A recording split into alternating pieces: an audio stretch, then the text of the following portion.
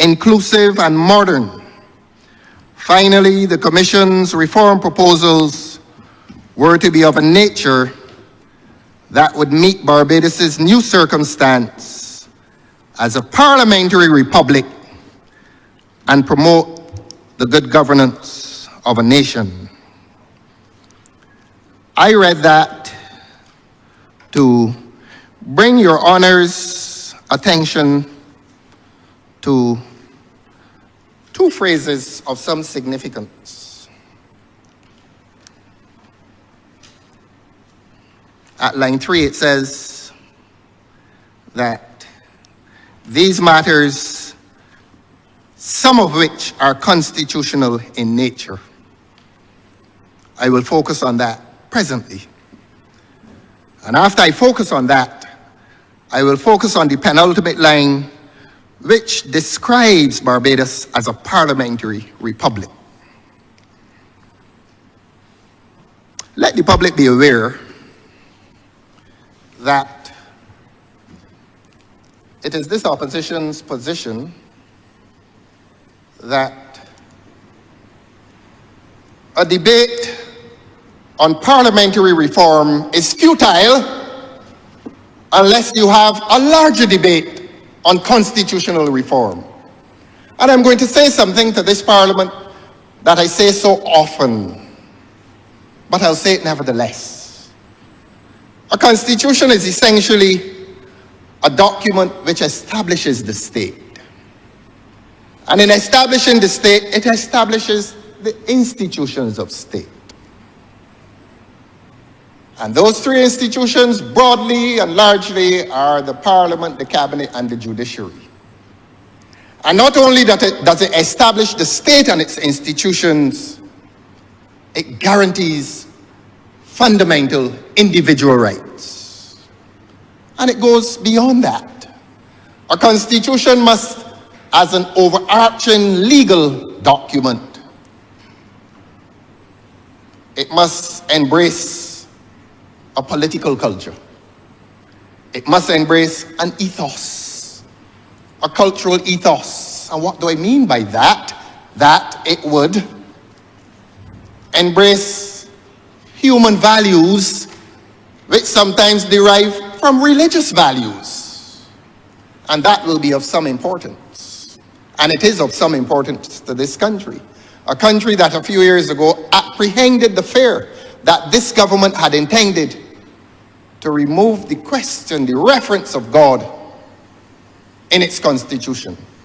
So that this is a country of many religious persons who live in fear that the government had intended to eliminate from its overarching legal document that governs all activity in this country. The people had feared that the reference to God would have disappeared. I come here to discourse constructively, not to engage in personal invective. Let us contained, let ideas contained. And so if the broad position must be that an important institution of state which the government says it is reforming, how can it reform that institution of state, the Parliament, unless it also brings a debate to this House for larger constitutional reform? It is futile. Does not make sense. It does not make sense. And that is not a personal attack on anybody. This is academic. This is intellectual. This is a legal discourse. And it is a legal discourse that is necessary. And it is a legal discourse that is of merit. And it becomes more meritorious when we consider that a few months ago this country was told that a new Republican constitution is not a priority. So where are we? Where are we as a country today? It is not surprising that much of the Honorable Prime Minister's content this morning was about the DLP and her concern for the DLP and all kinds of things. Two big rocks. And the Honorable Prime Minister stands in a glass house attempting to throw them. And I have referred to all of those who suffer at the hands of despotism, nationally and within the party. And they suffer in silence, because the only thing that heals the wounds of division within the Barbados Labour Party government is power. And when they did not have the power, they used internal party power to expel Miss Maria Agar, the former representative for Christchurch West. Point of order, Mr. Madam Deputy Speaker. I only wish to remind the honourable member that the standing orders clearly provide that one is not able to call the name of any private citizen except he first gives notice to and obtains permission from the Speaker of the House. So he's now offending this rule on several occasions. I'm obliged. The former member of Christchurch West was expelled from the Barbados Labour Party while it was in opposition. While it was in opposition, the former member for Christchurch West was expelled. Was this country told the reason for the expulsion? Was this country told the reason why the honourable member for St. Michael's was removed from the cabinet? Was this country told the reason why the honourable member for St. Lucie was removed from the cabinet? Was this country told why a certain senator was removed from the Senate within recent months after criticizing publicly on the floor of government? The government?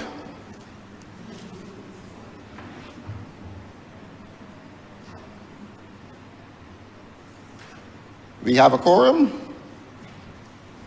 Don't run. Don't run. Keep the quorum intact. Keep the quorum intact. I have a witness statement lodged in the Supreme Court of this country. Lodged in the Supreme Court of this country. And they dare to come in here talking about division and dysfunction and cleavage, when the only thing that heals the wounds of cleavage within this government is the possession of power. That is the only thing that heals the wounds. So don't believe, Prime Minister of this country, that you have the right to speak of these matters with impunity. You don't. So rise on the points of order. I sat quietly and endured it all. And I am not afraid. Honourable Member. And back to the Parliamentary Commission report, Your Honour. Honourable Member. Yes, Your Honour. From St. Joseph was correct. Yes. In the matter he drew to your attention. Yes. And for my knowledge, and I'm not so familiar, I am not aware that anybody who gets expelled or suspended or chooses to leave cabinet has anything to do with the management of the affairs. If there's a change in cabinet, there's a change in cabinet. But let us see if we can get back to the matter, order number 8, to do with the reform in the reform of the Parliamentary Commission, as is the topic that we are discussing today. I hate to interrupt you, but the way you were going down, I appreciate the interruption. For the public's attention as well, we want to be as correct as possible, so that members on the outside get to understand. And of course, if you're going to call names, as was indicated by the honourable member for St. Joseph, the alert has to be given to the acting speaker, deputy speaker, in order for you to go through. The permission has to come. I'm obliged to you, ma'am. Never let them come back in here with big rocks when they're in glass houses, using power as the only balm against the abuse of that power, to disadvantage your members and consign and condemn them to the peripheries of the party and the government. Are they happy? Are they happy? I will let them answer the question. I have seen it close up, and I saw the witness statement. And I'm not going to embarrass anybody by reading the witness statement and its content if the public saw it. If the public only saw it. And if the public only saw its content and digested its content. And look, any of them can come to me, because some of them don't know, you know, man. And I will hand it to them and disclose to them what is the anatomy of their government. And thinking that they can come in here and cast stones. Cast stones. And this sanctimonious concern for the other side, the other party, oh, it is falling into chaos. And chaos sits at the heart of this government. And as I have said, the only healing balm is the possession of power, which is used to disappoint and appoint and disappoint again. Didn't mean to do this. This was not intended to be the content of my speech, but this is how the learned Prime Minister, the Honorable Prime Minister, began this morning. And when you begin like this, you must stand and answer. And those whom you leave behind must answer as well. Let the public be aware. Let the public be aware. Let the baseless statements and accusations fall where they should fall. Let us come, Your Honor, to the terms of reference. As I said, let us come to the Parliamentary Reform Commission report. There's going to be a debate in here later today, and a lot will be said. But let us deal with this one now. I have taken a few of what I call the salient features of this Parliamentary Reform Commission report. I'm going to deal with them selectively. And this is intended not to be any attack on any member of that commission. This is the government's document. And you know, it is very interesting that at one point in listening to the Honorable Prime Minister, I said, well, this is the government's document brought here by resolution. And the Honorable Prime Minister takes the time to say that portions of it she does not agree with. But leads the resolution, quarreling with the government's document. You understand what is happening to government in this country, Your Honor?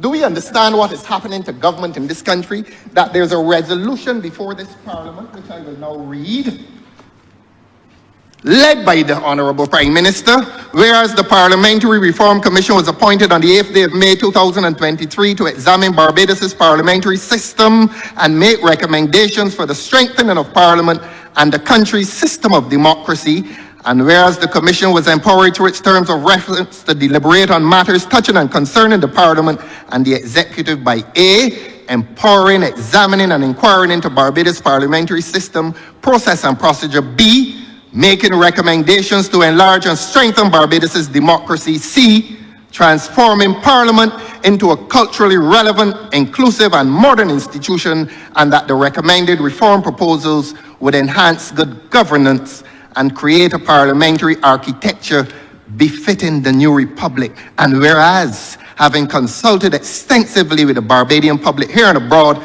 the political parties and civil society presented its report to the President of Barbados on the 27th June 2024 with a wide range of recommendations consistent with its remit. Be it resolved that the Parliament of Barbados take note of the report of the Parliamentary Reform Commission 2024 and its recommendations. And this expresses that it is subject point of to order. approval. Madam Deputy Speaker.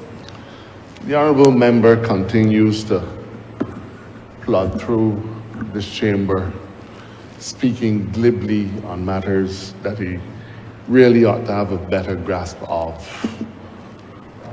The report is not the government's document. A commission was established under law and sworn in by the president, given the commission by the president, and submitted its report to the president. The chamber is being asked by the Prime Minister through a resolution to take note of that report. It is not like if it was a white paper or a green paper which establishes or seeks to establish government's policy. A paper, a white paper or a green paper would be the government's document. But this is a report of a commission established independently under its own legislation.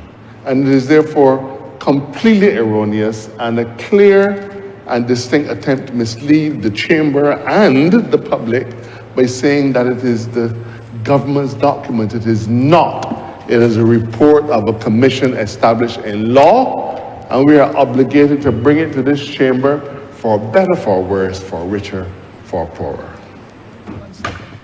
I appreciate the intervention, and therefore I will continue to say that one drew from the Prime Minister's speech this morning that she is wrestling publicly with portions of the report. It was brought here, but it wasn't brought here by the Clerk of Parliament or the Marshals. It was brought here by the government. And I continue to say that the Prime Minister wrestled with portions of the report. That's the point I was making. Be it resolved that the Parliament of Barbados take note of the report and its recommendations. I say it is politically unseemly to accept a report sent to the President, sent to the Cabinet, brought to the House of Assembly by the government, and for the Honourable Prime Minister to wrestle with portions of the report publicly. That I use the phrase, politically unseemly. I did not use the word ingratitude. I did not. I did not accuse the Prime Minister, the Honourable Prime Minister, of ingratitude to those who sat and held several town hall meetings and produced a quality of report that to this day has not been similarly produced by a Constitutional Reform Commission. Where is their report? Because my original submission is that this report should be subsumed within a larger report of the Constitutional Reform Commission, but that report, in terms of its content, leaves much to be desired.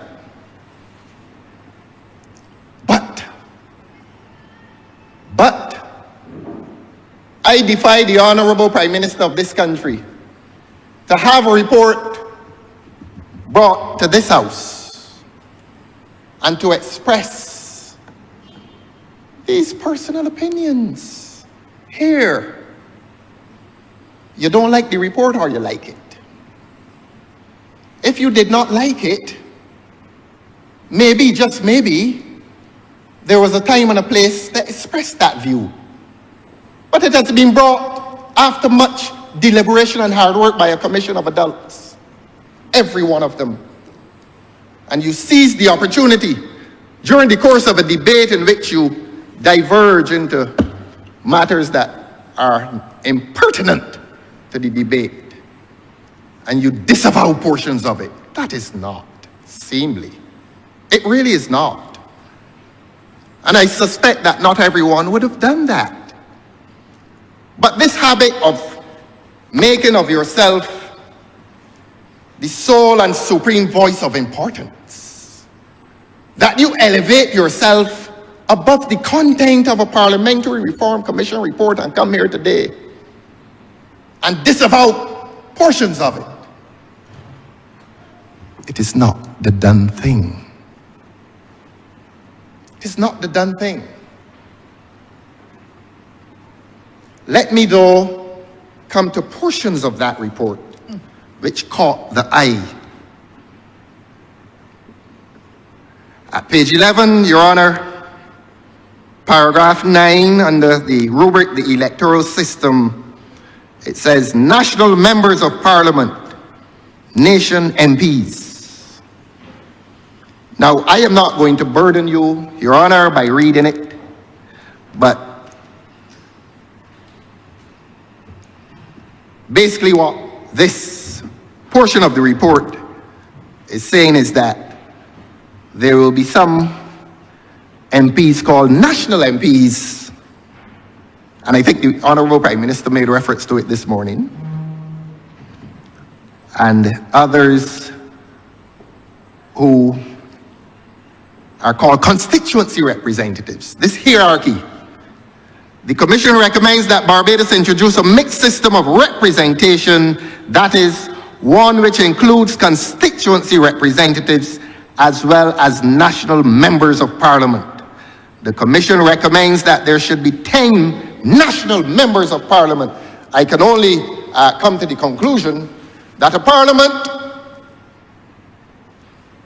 by this proposal, and the Prime Minister did not reject it. The Prime Minister did not reject it. That this Parliament must now become divided between MPs who are called constituency MPs and some who are called national MPs.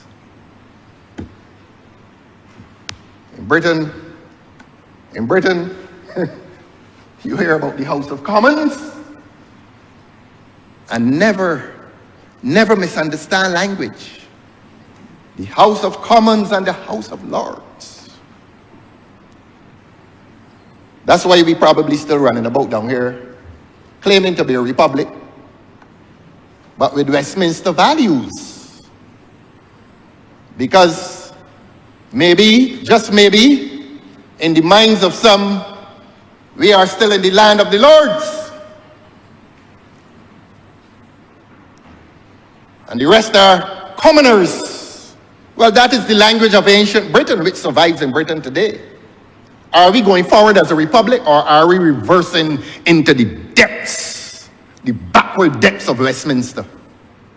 With a monarchy at its head, with an elitist proposal for parliamentary division, that some must come here to this chamber and be called constituency representatives. Or you going to deal with constituency matters, go and deal with street lights and road repairs and the bus service and the all kinds of services, and there will be others who will be called elevated. Or we deal with the nation and a government that 4 years ago proposed republicanism, and I'm going to tell the people of this country shortly what is the essence of republicanism, so that they understand what this government is doing to government in this country. And we sit in 2025, and an honorable Prime Minister accepts a proposal to divide a parliament which claims to be a Republican parliament into categories of membership, evoking memories, bad memories of parliamentary elitism, the House of Commons and the House of Lords. And we running around here in 2025 embracing these backward concepts. The essence of a Republican parliament is a parliament that is egalitarian. As among its members, like a cabinet that is egalitarian as among its members, except for primus inter pares. The chairman, the prime minister of that cabinet, is first, but the important word is pares, equal. And in spite of that concept of egalitarianism in a cabinet, you come to a parliament, you come to a Republican so-called parliament, and you are dividing members into categories.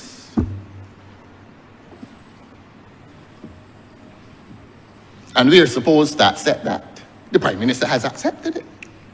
The Honorable Prime Minister this morning did not reject it. In my view, and this will become subject to a party position, apparently the Prime Minister now wants The Prime Minister wants to run the DLP, and all the other parties, perhaps some are rich, getting some financial support anyhow. The issue of subvention was mentioned.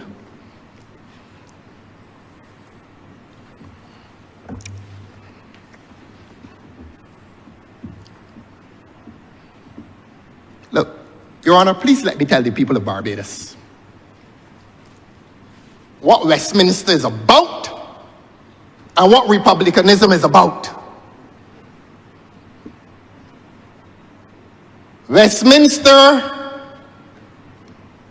is an outgrowth of a monarchical system of government in which the head of the state is a king or a queen, as the case may be. And power devolves from top to bottom. In a republican state, power devolves from the bottom up, and those who sit in parliament do so as authentic representatives of those at the bottom. Westminster is different. Westminster has been an outgrowth of the monarchy in which power devolves and derives from the top to the bottom. And going from the top to the bottom, at the top you have the House of Lords, sitting under the monarch.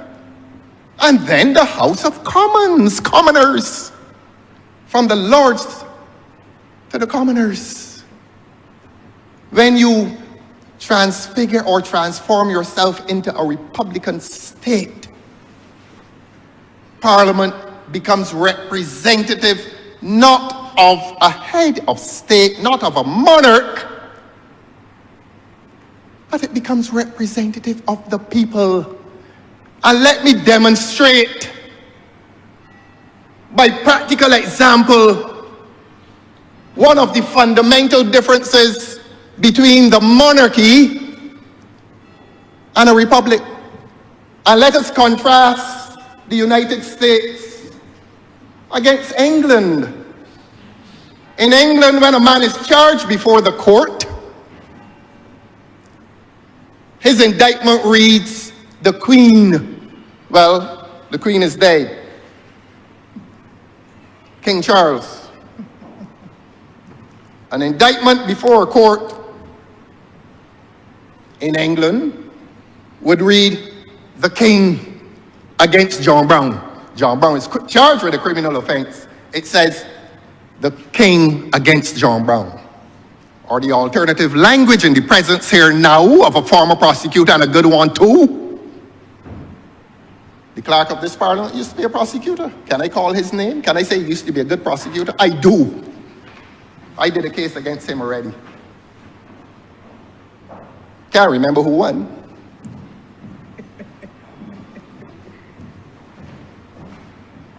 And if he chooses not to remember, he would know why. But he was a good prosecutor. And when he brought that indictment, it read, and he would have said to the judge, the Crown or the Queen. The language was used interchangeably.